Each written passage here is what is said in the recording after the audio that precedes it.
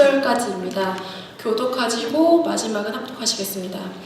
또 옛사람에게 말한 바 헛맹세를 하지 말고 내 맹세한 것을 주께 지키라 하였다는 것을 너희가 들었으나 너희에게 이르노니 도무지 맹세하지 말지니 하늘로도 말라 이는 하나님의 보좌이요 땅으로도 말라 이는 하나님의 발등상임이요 예루살렘으로도 말라 이는 큰 임금의 성임이요 내 머리로도 말라 이는 내가 한 턱도 희고 검게 할 수 없습니다.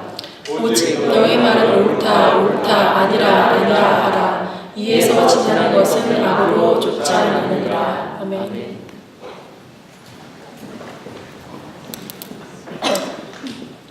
자, 여러분 기억나십니까?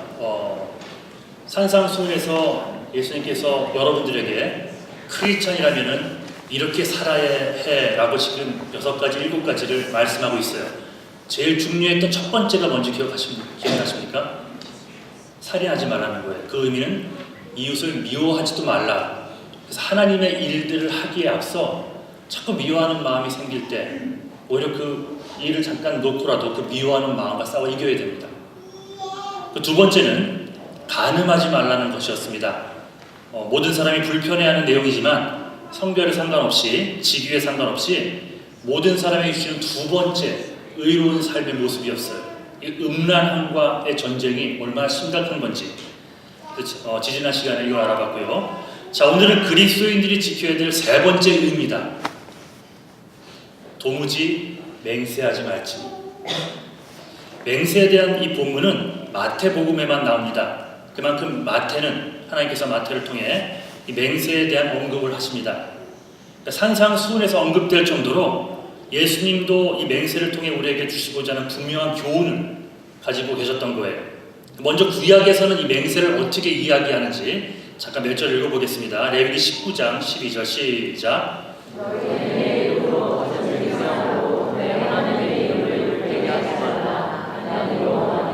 자, 그 다음에 신명기 23장 21절 시작. 내 하나님 여호와께서 너는 학대를 거리하지 말라. 내 하나님 여호와께서 만드실 것을 내게 요하시니 너희는 내게 지어라. 다시 말씀드리면 거짓 맹세나 지키지 못할 맹세로 하나님의 이름을 더럽힐 수 있다는 거예요. 우리가 함부로 맹세 잘하잖아요. 장난으로라도. 이 내면에 이렇게 하나님께서 원치 않는 그런 마음들이 깔려 있다는 겁니다. 그러므로 만일 하나님의 이름으로 맹세를 했다면 반드시 그 맹세한 것을 지켜야 함을 구약은 가르치고 있어요. 그런데 신약 시대에 와서 그 바리새인들이 이 구약의 가르침을 멋대로 바꾸어 가르칩니다. 마태복음 23장을 보시면 성전으로 맹세한 것은 아무 일 없거니와 못 지켜도 상관없거니와 성전에 바쳐진 금으로, 성전의 금으로 맹세하면 지키라고 얘기를 합니다. 성전의 제단에 맹세했다면 아무 일 없거니와 그 제단에 바쳐진 예물로 맹세하면 꼭 지키라고 얘기를 합니다. 즉 바리새인들은 이런 것으로 맹세하면 상관없지만 저런 것으로 맹세하면 반드시 지켜야 한다는 식으로 스스로 맹세 기준을 바꿔버립니다. 하지만 오늘 예수님은 절대로 맹세하지 말라라고 가르칩니다. 실제로 본문 34절을 보면 이 헬라어 홀로스라는 단어가 쓰입니다. 이 단어가 부정문 매라는 단어와 함께 쓰일 때는 절대로 뭐뭇을 하지 말라라고 강조가 됩니다. 즉 강력한 금지 명령을 나타내는데 이 홀로스라는 단어는 신약 전체를 봤을 때 고린도전서 3곳과 2곳밖에 쓰이지 않아요. 그러니까 그만큼 예수님은 이 맹세만큼은 절대로 해서는 안 된다는 것을 강조하면서 말씀하고 있는 본문입니다. 그런데 여러분, 다른 죄들은 여러분 심도 있게 생각해 봤지만 이 맹세해서 못 지키는 것 정도를 이건 큰 죄로 생각해 본 적이 있으십니까? 그러니까 맹세. 그러니까 이 맹세를 하고 안 하고가 얼마나 중요하기에 이 그리스도인들의 세 번째 삶의 목록에 넣으면서까지 이렇게 강조하셨을까? 진정 어느 순간에도 맹세하지 말라는 것이 이 명령의 참된 의미일까요? 아니면 이 명령 속에 숨겨진 더 중요한 뜻이 담겨 있을까요? 그래서 오늘 그 명령에 담겨진 큰 뜻 2가지를 한번 살펴보고자 합니다. 첫 번째는 오직 진실만을 말하라고 하나님께서 우리에게 강조하십니다. 그러니까 본문이 강조하는 것은 맹세 자체가 아니라는 거예요. 예수님은 본문을 통해 우리가 항상 진실만을 말할 것을 강조하십니다. 여러분 생각해 보세요. 어떤 사람이 만일 정직하다면 그러한 자들은 어떤 종류의 맹세도 안 할 겁니다. 오히려 하늘을 두고 땅을 두고 예루살렘을 두고 맹세하려 하는 행위는 말하는 당사자와 그의 말을 더 의심스럽게 만드는 거예요. 즉 정말 정직한 사람, 정말 신실한 사람은 맹세에 의지할 필요가 없다는 겁니다. 오히려 맹세는 부정직한 그리스도인들의 안쓰러운 고백처럼 들립니다. 얼마나 부정직했으면 맹세까지 해야지 믿을까? 하나님은 거짓이나 가증한 것을 싫어하십니다. 하나님은 정직한 자를 찾으시고요. 그 정직함이 얼마나 하나님 앞에서 귀한지 잠언서에 보면 정직한 자들에게는 하나님이 교통하심, communicate with, 같이 하심, 동행하심의 축복을 허락한다고 합니다. 누구에게요? 정직한 자들에게. 하나님은 우리가 부족하면 부족한 대로, 약하면 약한 대로, 실수를 했다면 실수한 모습 그대로 하나님 앞에 나오기를 원하시고 동시에 사람들 앞에서도 정직한 모습 그대로 나가기를 원하십니다. 있는 모습 그대로. 즉 하나님은 우리의 능력 없음을 탓하거나 한 번의 실수에 분노하시거나 물질이 없거나 지식이 없어 주의 일을 더 많이 하지 못하며 실망하시는 분이 아니라는 겁니다. 하나님이 나를 향해 혹시 노하신다면 그것은 바로 우리의 거짓된 입술 때문입니다. 지킬 수 없는 맹세를 한다든지 거짓된 맹세를 싫어하시는 이유도 이 때문이에요. 다시 말씀드리면 절대 맹세하지 말라는 예수님의 명령 이면에는 말하되 늘 정직하게 늘 진실만을 말하고 거짓은 장난으로라도 입에도 담지 말라는 뜻이 담겨 있습니다. 이게 첫 번째 의미예요. 두 번째로는 이 절대 맹세하지 말라는 이 명령을 통해 신실하신 분은 오직 하나님 한 분뿐임을 기억하라는 데 있습니다. 신실하신 하나님을 우리가 많이 찬양합니다. faithfulness. 이게 무슨 뜻입니까? 신실하다. 신실이란 말한 것을 그대로 이룬다는 뜻입니다. 말한 것을 그대로 이루는 하나님의 속성. 그래서 신실하신 하나님을 붙들라는 말은 성경을 통해 우리에게 주어진 하나님의 약속의 말씀을 붙들라는 말과 똑같습니다. 인간의 본성 여러분 악한 거 아시죠? 진실만을 말하며 살기가 쉽지 않습니다. 간단히 예를 들어 설명해 볼까요? 결혼하신 남편들, 아내들, 또 남자친구, 여자친구 있는 분들 한번 생각해 보십시오. 아직까지 모태솔로인 분들은 잘 모르실지 모르겠지만 연애를 해보시거나 해보다가 헤어졌고 뭐 결혼을 했고 지금 남자친구 여자 있는 분들은 여자친구를 사귈 때 남자들 특별히 이런 말 많이 했죠. 안 하셨습니까? 너밖에 없어. 이게 생소한 겁니까 여러분들한테? 난 너만 사랑해. 널 두고 내가 감히 누구에게. 뭐 이런 것도 고백 많이 하지 않았어요? 넌 내 거야, 난 네 거고. 이런 말 안 하시나요? 첫사랑한테 다 그렇게 하셨죠. 자, 지금의 남편 아내를 돌아보십시오.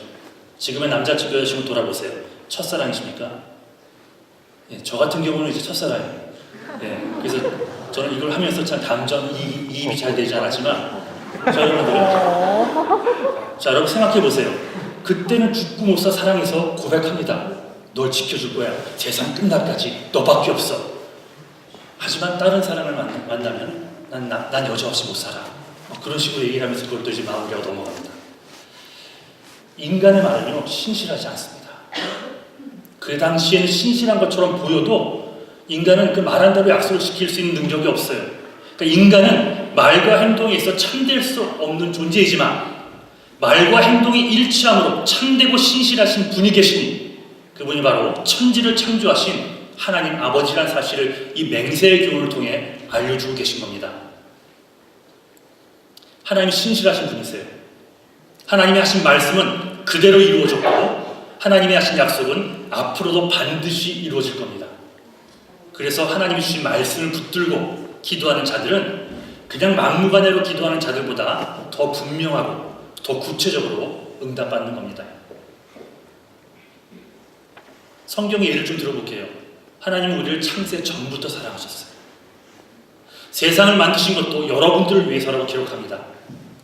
우리를 얼마나 사랑하시는지 시편 139편에 이렇게 나와 있습니다. 나의 일거수 일투족을 이미 하신 하나님, 나의 생각까지도 감찰하시는 사랑의 하나님. 한번 읽어보겠습니다. 139편 시작.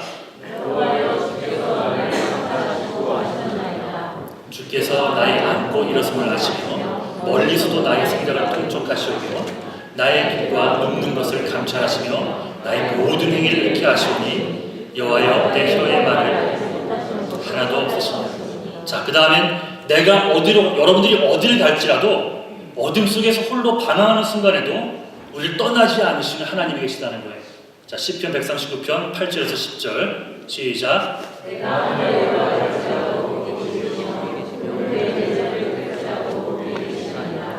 내가 새벽 날개를 치며 바다 끝에 가서 거할지라도 꼭 거기서도 주의 손이 나를 인도하시며 주의 오른손이 나를 붙드시리이다. 자, 그리고 수많은 계획으로 우리가 정도를 걸으면 좋겠지만 우리가 실수할 때마다 곁길로 갈 때마다 우리를 돌이키게 하는 수많은 계획들을 이미 세워놓고 우리를 이끄시려고 예비하고 계시는 사랑의 하나님.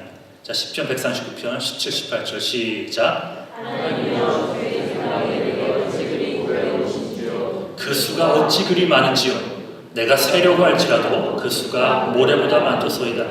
내가 깰 때에도 오히려 주와 함께 있나이다. 자, 또한 우리를 이렇게 묘사하는 본문도 있습니다. 이사야서 46장 시작.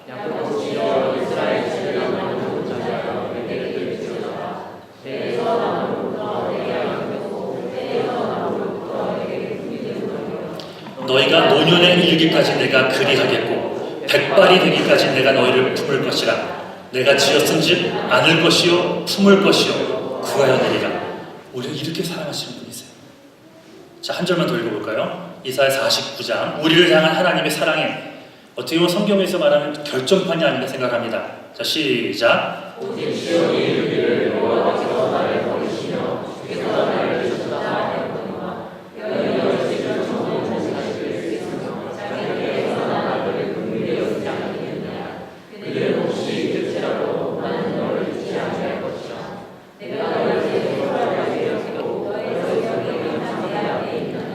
하나님의 사랑은 말로 표현할 수가 없습니다.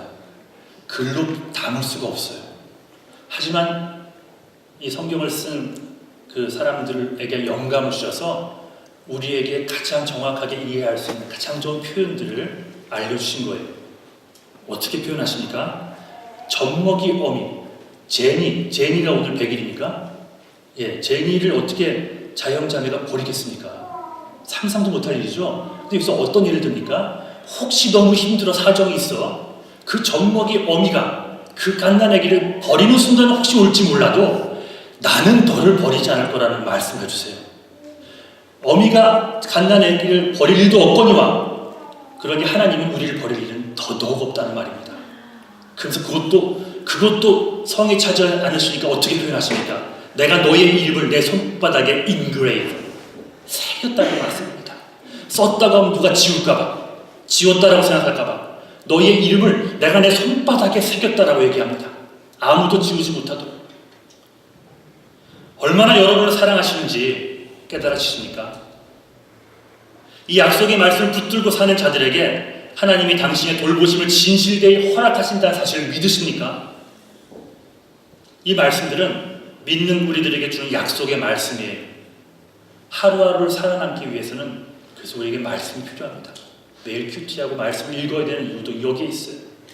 하나님은 신실하시기에 약속을 붙들고 하는 기도에는 하나님 꼼짝 못하시고 들어주십니다. 하지만 안타깝게도 인간은 태초부터 하나님을 떠나 죄를 지기 시작했습니다. 여러분 아시다시피 아담과 하와가 원죄라고 불리는 불순종으로 인류 전체의 죄의 굴레를 뒤집어 씌웠습니다. 급기야 노아 홍수 때는 그 가족 외의 모든 인간을 홍수로 쓸어갈 정도로 아주 지독하게 악독한 죄를 짓기 시작했습니다. 그리고 그 시대가 거듭나면서 그들은 하나님 없이 자기 소견에 좋은 대로 행하기 시작하더니 다윗 왕조, 왕조 시대에서는 하나님이 제일 싫어하는 우상 숭배로 하나님 곁을 떠나 살기 시작합니다. 자, 우리는 다릅니까? 여러분은 다릅니까? 교회에 나와 앉아있지만 예수의 마음을 하루에 한 번이라도 생각하며 살아가십니까? 매번 생각하는 것은 내 성공입니다. 내 이익입니다. 내 감정입니다. 내 계획뿐이에요. 후배나 힘들어하는 지체들에게 한다는 조언들도 고작 세상이 하는 이야기를 똑같이 하고 있습니다. 교회에서 손해보지 마라, 참지 마라, 밟고 올라서라, 네 성공이 먼저다 등등. 우리 자녀들에게 똑같이 얘기하지 않나요? 언제 한 번이라도 세상 성공은 혹시 포기하더라도 예수 그리스도를 향하는 마음은 포기해서는 안 돼. 이 말씀 해본 적 있나요? 세상이 근거놓은 기준보다 말씀의 삶이 더 중요해. 더디가 되려도 하나님 편에 서야 돼. 라고 아이들을 격려한 적 있나요? 오직 성공, 또 성공, 또 성공. 이 말을 듣는 하나님의 마음이 얼마나 아프셨을까요? 하지만 하나님의 사랑은요, 그거 아심에도 불구하고 계속됩니다. 부족하고 연약하고 자기만 알고 세상 성공만 따라가는 우리 죄인들을 하나님은 진짜 어리석을 정도로 포기하지 못하십니다. 한두 시간을 이야기해도 예수에 대한 이야기는 한마디도 꺼내지 않는 우리들, 저를 포함해서요. 한 달, 두 달을 벗삼고 살아도 말씀에 대한 기준을 한마디도 꺼내지 않는 우리들, 심지어 하나님을 위해 헌신하며 살아가는 자들을 교회 안에서도 서로 어리석다고 하며 손가락질하는 나 같은 죄인을 하나님은 여전히 사랑하신다고 합니다. 성경이 말씀하신 그들을 내가 세상 끝날까지 너를 사랑한다고 했다면 우리가 잘못하고 실수해도 하나님은 그 사랑을 포기하지 않으십니다. 아멘. 나를 향한 당신의 사랑을 기꺼이 이어가신다고 합니다. 왜요? 하나님은 신실하시기 때문입니다. 하나님이 성경 말씀을 통해 우리를 사랑한다고 말씀하신 것은 시대와 상황에 따라 변하는 고백이 아니었어요. 하나님이 우리를 사랑하신다고 했다면 끝까지 사랑한다고 한 약속과 똑같습니다. 왜요? 신실하세요. 하신 말씀은 반드시 이루시는 분이시기 때문입니다. 그래서 그 사랑의 확증을 위해 독생자 예수 그리스도를 이 땅에 보내주신 것입니다. 하늘 보좌 영광을 버리시고 그것을 누려야 마땅한 분이지만 그 영광을 누리는 것을 당연한 것으로 여기지 않고 약하디 약한 인간의 모습으로 천하디 천한 인간의 모습으로 이 땅에 오셨습니다. 왜요? 여러분을 사랑하셨어요. 저 같은 죄인, 여러분 같은 약하고 악한 죄인들을 사랑하셔서 말입니다. 철저하게 이기적으로 살아가는 우리들, 그리고 자녀들에게도 철저하게 이기적이 되라고 하는 우리 죄인들을 죄와 사망의 권세에서 구원시키기 위해 십자가 죽음을 마다하지 않으셨다는 겁니다. 빌립보서 2장 6, 7, 8절 시작. 그는 근본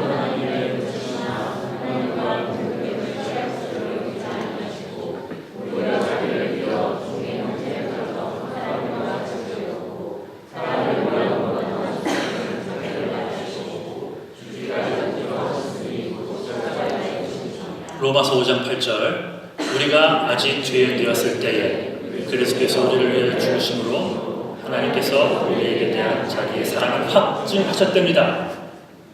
언제요? 죄인 되었을 때예요.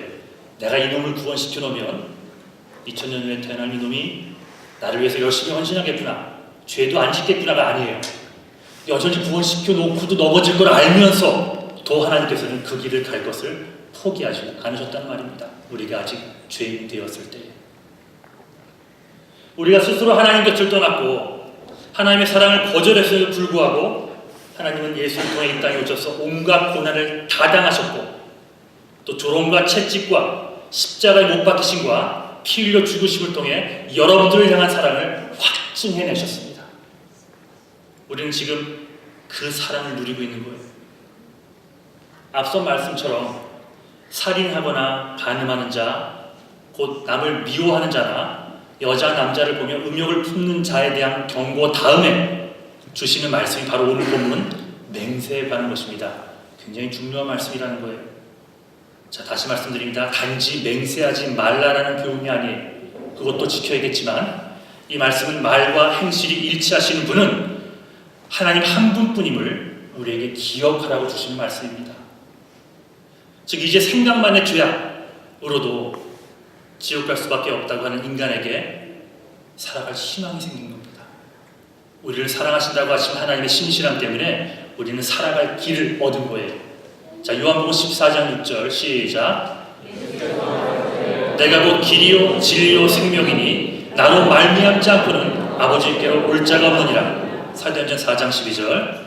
다른 이로서는 구원을 얻을 수 없나니 천하 인간의 구원을 얻을 만한 다른 이름을 우리에게 주신 일이 없으리라 하였더라. 로마서 3장 23절. 모든 사람이 죄를 범하였음에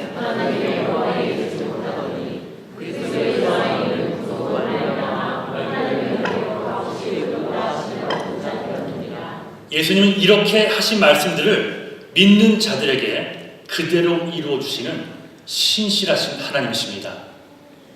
생명을 내어주시면서까지 구원의 길을 내어주신 하나님의 신실한 모습을 우리는 발견할 수 있어야 합니다.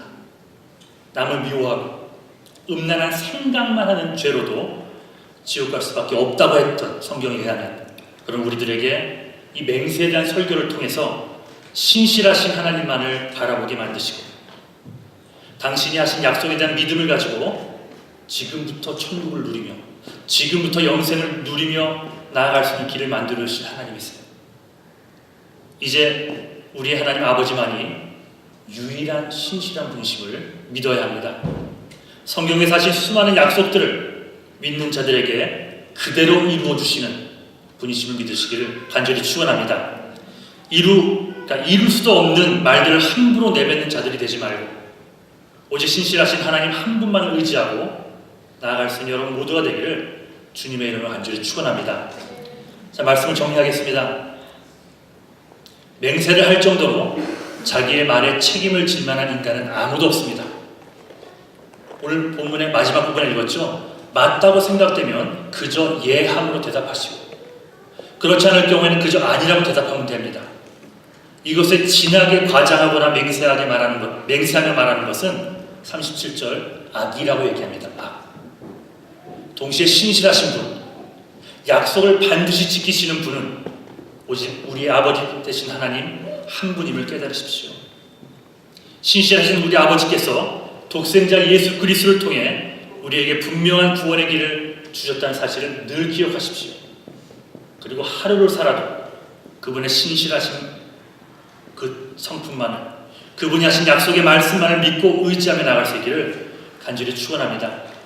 그래서 무슨 말씀이든지 꼭 약속을 지키시는 신실하시고 정직하시고 우리를 사랑하시는 하나님 아버지, 우리를 위해 피로 돌아가신 예수님, 그리고 성령님의 모습으로 우리 안에 계신 그 아버지 하나님만을 의지하며 살아가는 여러분 모두가 되시기를 주님의 이름으로 간절히 축원합니다. 그 자리에서 일어나시겠습니다.